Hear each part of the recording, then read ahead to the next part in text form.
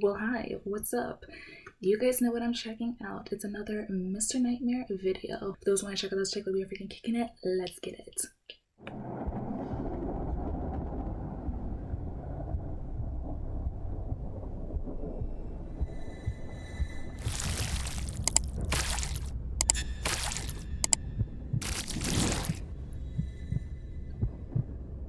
It was Halloween weekend. It was falling on a Saturday this year. My mom always takes decorations and giving out candy very seriously. It's almost like she has to compete with the neighbors to have the most sought-after house to trick-or-treat at. We live on a corner in a regular suburban neighborhood, so when we're decorating, we also decorate the side yard of the house too.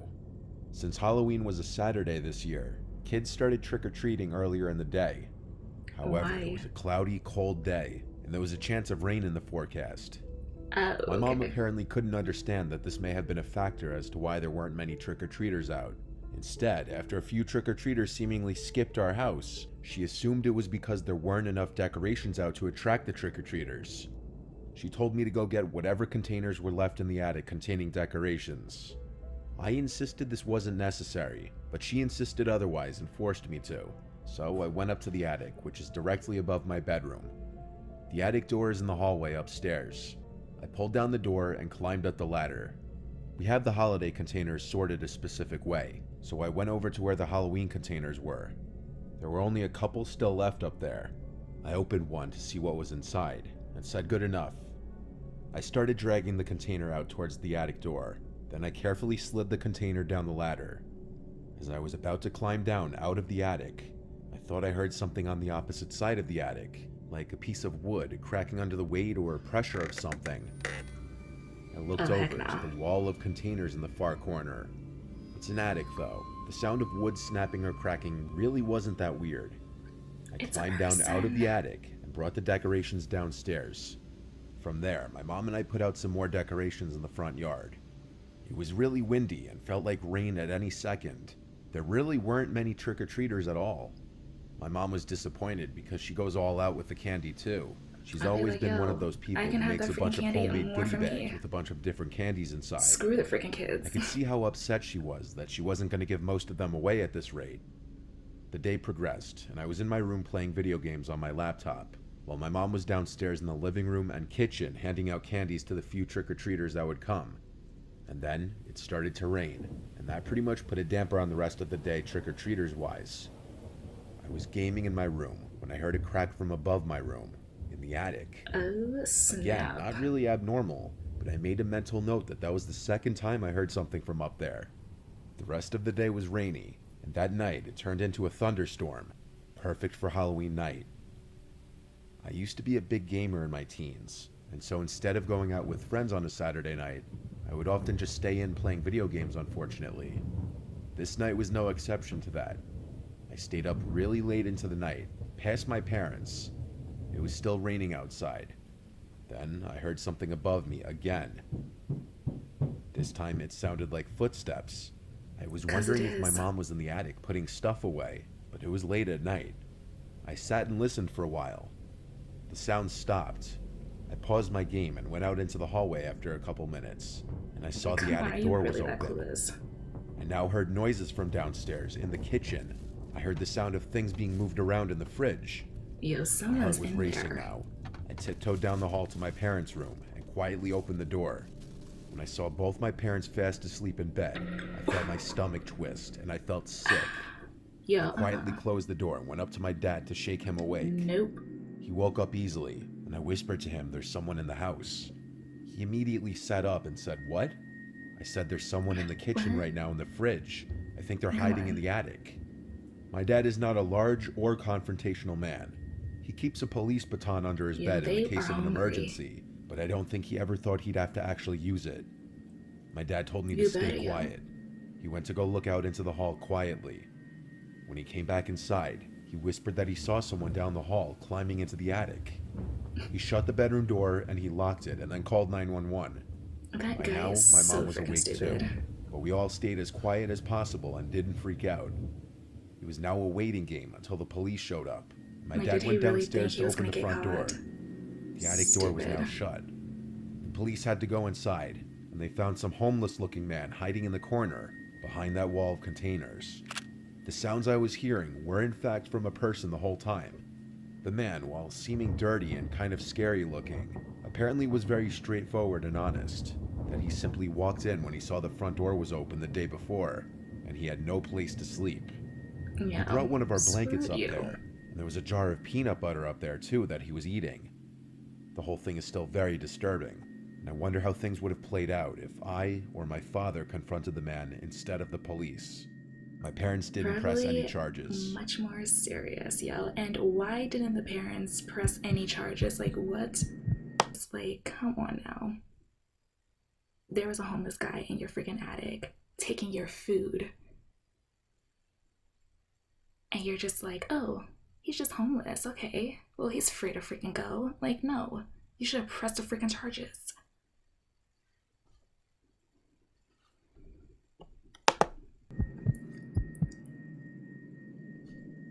When I was 18, I threw a house party at my parents' house for Halloween. It was closed invite, meaning I told people not to bring strangers. That was a rule my parents gave me. They were not at the house that weekend, which was why I was able to throw the party, with another rule being the place needed to be even cleaner than it was before the party. I invited around 50 people, and probably around 40 ended up showing up. The party started around 6. It was starting to get dark out. It would be partially in the backyard and partially the first floor.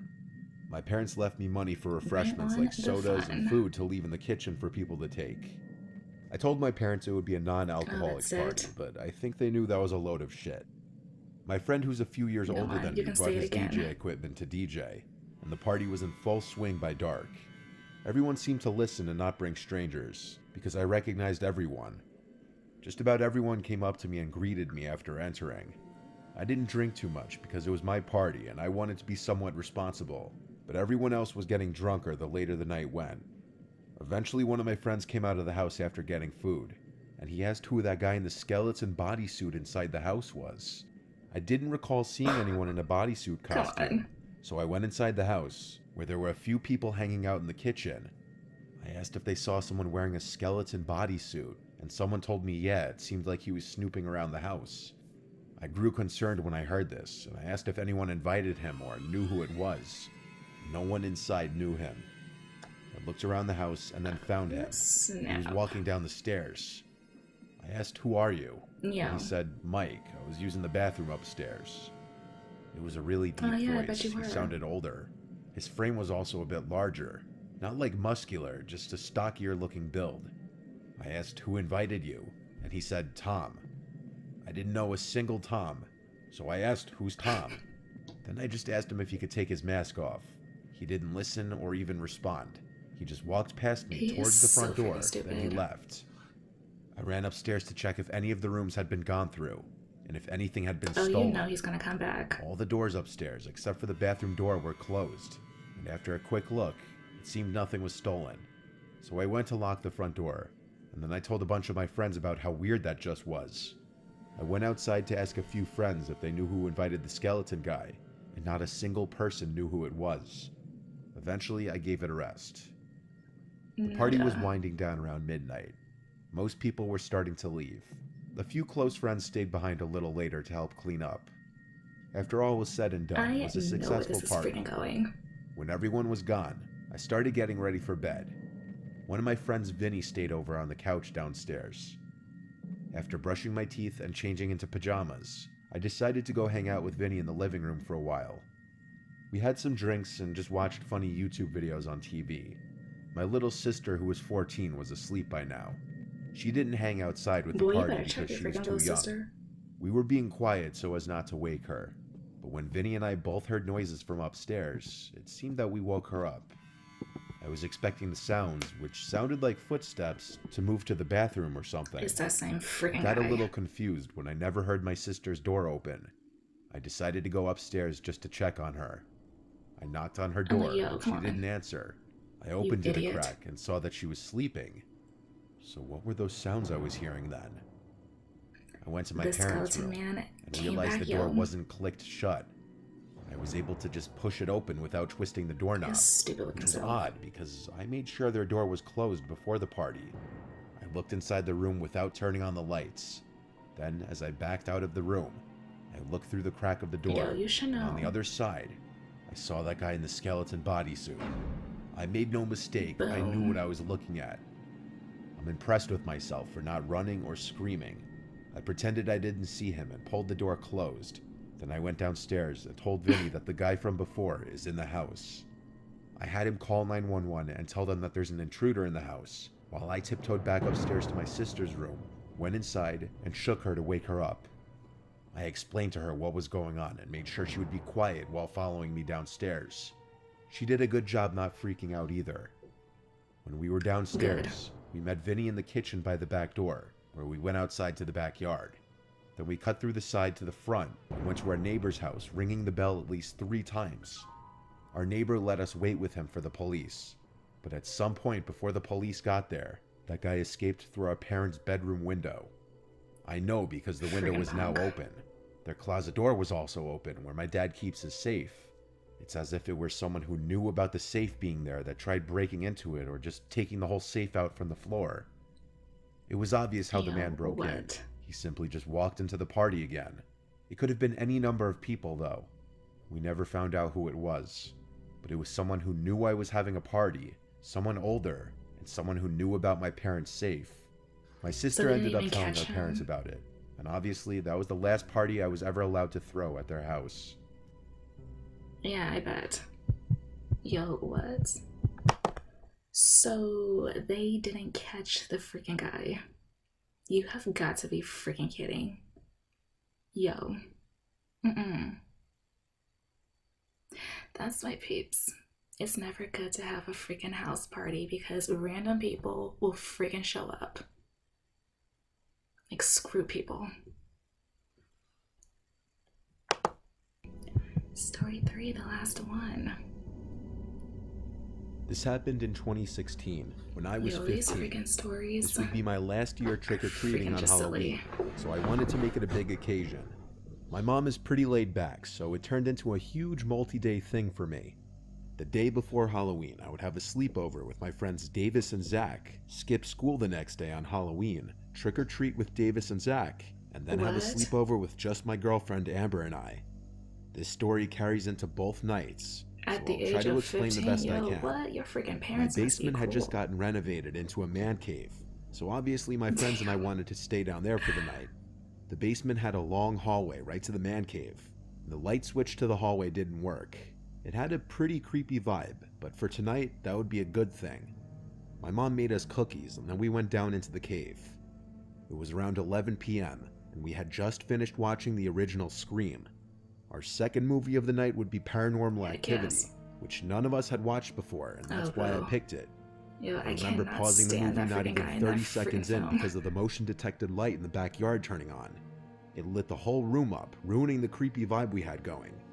So I waited for the 30-second timer so it would turn off, and then unpaused the movie.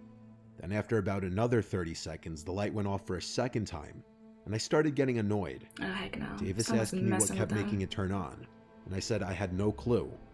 30 more seconds passed by, and the light turned off again, and I played the movie again. It was at this point I wanted to know what the hell was going on, and so I asked for Davis and Zach to come upstairs with me so I could see what it was. They agreed and went up the stairs to look through my back door. Why are they being freaking clueless? By the time we got there, the light in the backyard had turned off, so it was hard to see. We stood for 5 minutes waiting for something to happen, but nothing ever did. We went back down to the den and decided to turn off the movie for the night and just sit on our phones and talk. We weren't really invested in it anyway. About 2 hours later, everyone was asleep except for me. I was just scrolling on my phone when the familiar glow of the motion light came through the window for now the 4th time. I was exhausted though, and so I figured it was just another group of kids trying to prank us or something. But the more I thought about it, the less it made sense. I figured I would check the backyard one last time, and just like I thought would happen, no one was out there. I gave up, so I went back down to the den and called it a night. The next night came in the blink of an eye. The next thing I knew, I had a bag full of candy. I felt kind of sad. In a way, this was like my childhood ending. However, I figured I should just try and enjoy the night and not reminisce. At this point, I still had lingering thoughts about the previous night, and whether I should tell Amber or not. She was scared of everything, and I didn't want to ruin a night with her over a story. We were at one of our last houses on the route we took, when Amber let out a loud yell in pain. We asked what happened, and then she told us that she had a rock thrown at her. I turned around to find some guy in a clown mask standing around 15 feet behind us. Oh no. This was amid the clown epidemic. If that happened to me, I would fight. I told him to get like, lost. Screw you. He just stood there. I analyzed him a bit more and realized this guy looked like a grown man. He only had a clown mask on also. The rest of his quote-unquote costume was just normal clothes. We kept walking, but all the man did was stand there. It was at this point we called it a night and skipped the last few houses out of anxiety. We went back to my house so my friends could get picked up. So it's Just pretty like much that guy it was just my girlfriend messing with them looking before. at candy on the floor in the den. She asked if we could watch a movie, and so I decided that I would just turn on Paranormal Activity again later that night to finish it. I remember the scene in the movie perfectly. It was Mika walking around to find his girlfriend, when suddenly the screen went black, and the dimmed lights in the cave turned off. My girlfriend and I looked at each other. Here we go. And realized the power went out. This immediately made me start to get paranoid. The power had never gone out in this house unless there was a storm. I checked my weather app, and it said it was normal conditions that night, not even a little bit of rain. I told Amber to stay in the cave, but she felt scared down there, so she decided to come upstairs with me to see what was going on. The generator to the house was in the backyard, and that's when I got the terrible feeling in my stomach. The thoughts of last night creeping back to me, and this time I didn't have Davis and Zach with me, and Amber wasn't very strong. All the worst thoughts came to my mind as I opened the sliding door to the backyard. All I heard was crickets chirping. I figured that maybe I was just overthinking. Amber and I passed by the motion light, which didn't kick on now. I was about 5 feet from the generator when I thought I heard a twig snap. Amber and I looked towards the forest on the far side of the yard, with the only sounds being crickets. But we felt like we were being watched. Why are you being stupid? I almost felt like I had to throw up. Because you are, yo. I decided we'd rather stay in the house with no lights on than be out here. I didn't want to be outside any longer. Amber started making her way inside. Do you have a phone to call the freaking That's when I saw him. The same guy in a clown mask, standing to the side of my shed. Kaboom. We just stared at each other for a while, like he was trying to scare us. And then he suddenly jumped forward and started sprinting at us. I ran to the back door and slammed it shut after Amber. No. We ran down into the cave, and we got behind the bar in the corner of the room. That's when I realized I never locked the back door, and we heard a slam from upstairs. You idiot. Now everything was silent in the man cave. Me up, man. Amber started texting 911 because she was too scared to talk. She explained that there was a man in the house. Minutes felt like hours. It must have been like 10 minutes tops. The story, The sound I had been dreading to hear came. The basement door opening. I heard footsteps come down the stairs and down the hallway. My girlfriend was breathing too loud. I had to cover her mouth. I heard footsteps come towards our direction and stop. I was starting to think my only option might be to fight if he finds out where we were. I grabbed a beer bottle from behind the bar and prepared myself mentally to fight if I had to. Don't be no freaking punk. The room stayed silent for quite a while, but then we heard sirens come from outside. I realized this was the perfect distraction and moment to strike. In a fraction of a second, I got up, ran at him, and swung at his head with the bottle. Don't disappoint me. I tripped and fell after I swung. Come on. And hit the ground. I looked up to see that man with the clown mask from screw earlier. You. I think his mask somewhat blocked my swing because he barely flinched. I realized this was a stupid idea because it seemed like he was about to go back upstairs after hearing the sirens anyway. He looked down at me on the floor. I was about to yell at Amber to run as I laid on the floor, scrambling to get up. This is so freaking cliche. My legs felt numb, and I realized my life could potentially end right now. But the police could be heard outside. Dude, don't give up, yo. The man stared for another moment before running up the stairs, and then we heard the back door open and slam again. I ran upstairs to let the police in and told them he went out back. And of course you're wondering. The answer is no, the police somehow never caught this guy to my knowledge. I can't go down to that man cave alone anymore without feeling anxious, even to this day. So we would hang out at Amber's for a while. So none of them freaking got caught. There's nothing I can do but look back and be grateful that we're still alive. I'll never forget that feeling of looking up and seeing that clown mask staring down at me as I flailed on the ground. Freaking wimp, yo. Mm-mm. No. Well, that was freaking it. Yay. Um, what do I have to say? That was freaking just silly. All three of these freaking stories, especially the third one too. Like, yo, what? Each of the story is freaking interesting to the point that I'm just like, yo, are these really based on true stories? Like, yes, we got these sick freaks out here, but I'm just like, that third story though, like, yo, you forgot to freaking lock your back door, really? Okay, fine, yeah, adrenaline is real, but I'm just like, when you try to fight, you don't freaking trip and fall. You don't do that mess, like, hecky to the gnaw. And the fact that none of them got caught, I'm like, yo, except for the first story with the freaking homeless guy, he was the only one that got caught. But the other two, I'm like, yo. So you telling me that these freaking losers are still freaking running around here? That freaking sucks, yo. Anyways, guys, that was it for this freaking vid. Should I explode? You guys know I am freaking out. If you guys have any other videos for this chick, you guys know where to go.